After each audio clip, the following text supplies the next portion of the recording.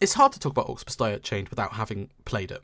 I think a lot of my opinion will come from somebody who saw the game advertised when it first came out, saw that it was going to be this MOBA-based, wave-based, competitive game, and immediately went, no, that's not what I want. I would prefer Orcs Must Die 3. Please don't talk to me until Orcs Must Die 3 comes out. And in my defense, I stuck with that, and I didn't essentially touch anything Robot Entertainment did until Orcs Must Die 3 came out on Steam. On the other hand, looking back at some of these trailers, at some of the concept that is Orcs Must Die Unchained, especially in its War Mages, it is a little bit of a shame that this game is completely lifted from history. There is no way to legally play this game or experience anything to do with this game, and a part of me is a bit bitter, which is a bit hypocritical because I wasn't around when this game was active. I didn't help support it. I'm part of the reason why it shut down after only 2 years because it wasn't profitable.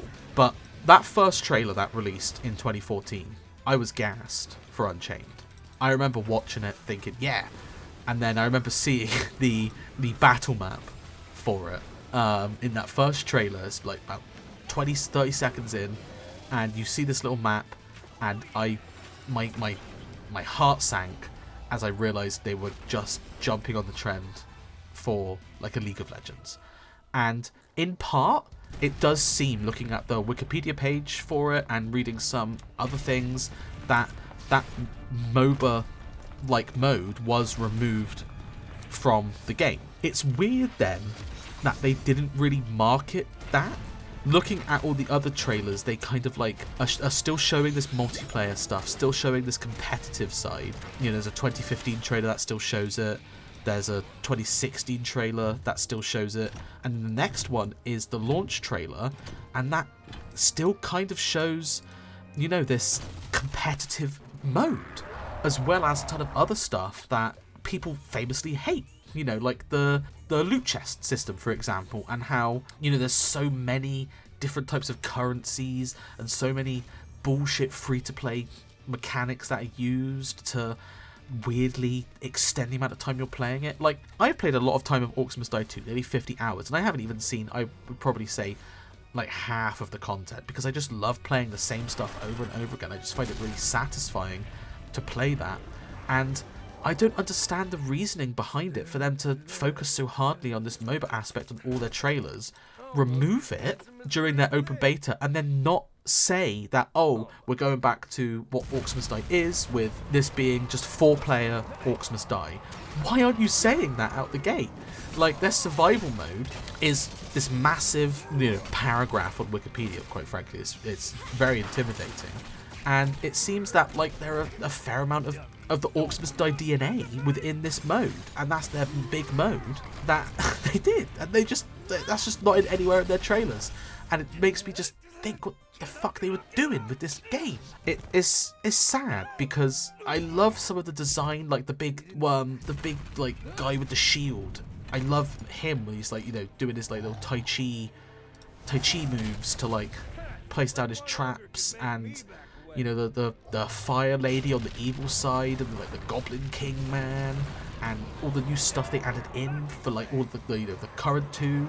It's a shame that these concepts and these ideas for characters are essentially trapped inside a game that no one can play. And maybe that's what Death Trap is. It's this look out to see like, oh, can we move away from the Orcs Must Die 3, 2123 like thing to be able to, you know, do more cool stuff.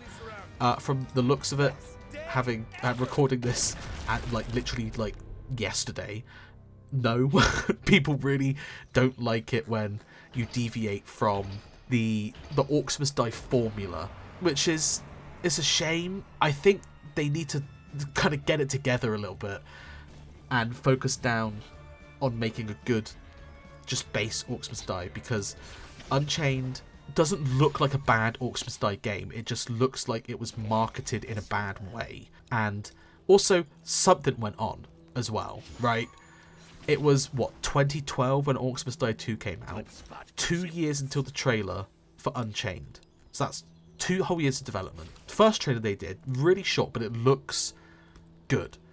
And then, you know, the next one, less good. And the one after that, less good. And to get to the launch trailer, and it is just like a slideshow of like orcs. And I can't help but think something went wrong with this one within its production, and that's why it didn't have an identity. Because there's a long time from an indie studio to be making one game, you know, 5 years. That's crazy. I don't want to say that it's Tencent's fault, but they did get a minority stake in Robot Entertainment in 2015, which would have been about 1 year after the first trailer. So maybe there was some back and forth about what the next Orcs Must Die should be, and that's why it became free to play and added in all these microtransactions. I don't know. I'm not sure if that's something that happens. A lot of the time, you know, it's easy to blame the big industry rather than just bad design philosophy, and I don't want to put that on anyone. I just don't think that Orcs Must Die Unchained, in the end, managed to come together cohesively enough. I'd have loved to have, you know, played it for this, but even right now, looking on Steam, it is unlisted and makes me cry. Doesn't make me cry, just makes me sad. That's it, I'm done. This has gone way over already. I'm just rambling about a game I never played, but wish I had. I kind of blame Unchained for Orcs Must Die 3 not coming out soon enough, and for it being trapped on the Stadia for so long, which is probably why I have such a dim outlook on it. But yeah, Orcs Must Die 3 tomorrow, I guess. Please subscribe as well in the meantime, I guess, and maybe watch another video that isn't this. Cool, okay, thank you.